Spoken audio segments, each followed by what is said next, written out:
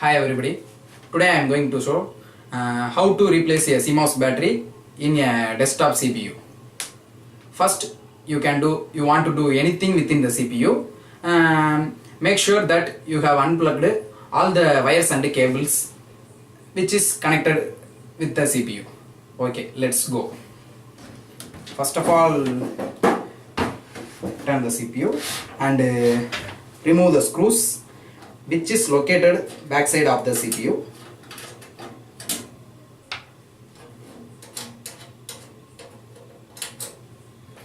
And remove the doors. Yeah. Here you can find CMOS battery and it is a 3-volt battery. Okay. Now I am going to replace the old one with the new one. Use the small and simple screwdriver for replace the battery by doing like this. Yes, it's open. Okay, now I am going to use with the new 3-volt battery.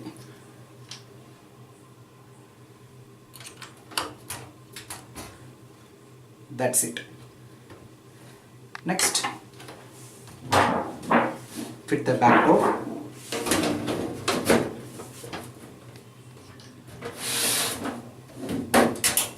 And connect the screws.